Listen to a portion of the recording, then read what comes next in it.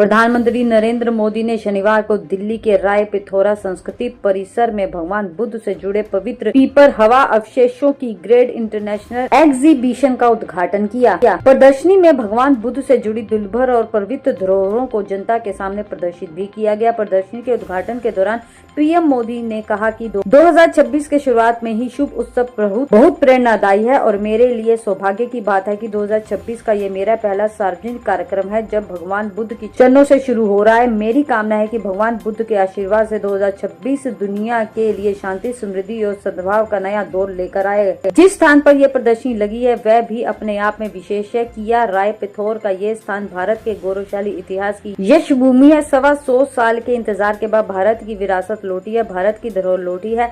आज से भारतीय जनमानस भगवान बुद्ध के इस पवित्र अवशेषों के दर्शन कर पाएंगे, भगवान बुद्ध के आशीर्वाद ले पाएंगे। मैं इस शुभ अवसर पर यहाँ उपस्थित सभी अतिथियों का स्वागत और अभिनंदन करता हूँ। पीएम मोदी ने आगे कहा कि भगवान बुद्ध का मेरे जीवन पर गहरा असर पड़ा है। भगवान बुद्ध सबके हैं, सबको जोड़ते हैं।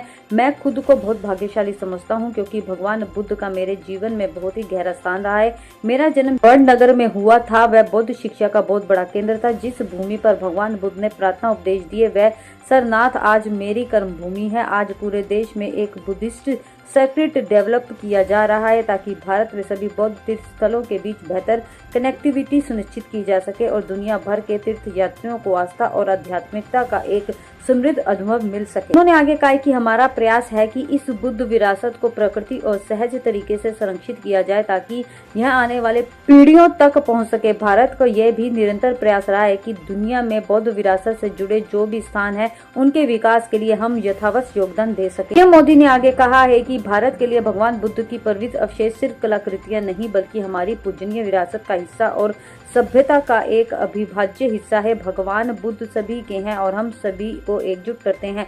भारत केवल भगवान बुद्ध की पावन अवशेषों का संरक्षण नहीं है बल्कि उनकी परंपरा का जीवंत वाहक भी है। पिपरवाहा, वैशाली, देवनी, मोरी, नागार्जुन कोंडा जैसे प्राप्त भगवान बुद्ध से जुड़े अवशेष बुद्ध संदेश की जीवित उपस्थिति है।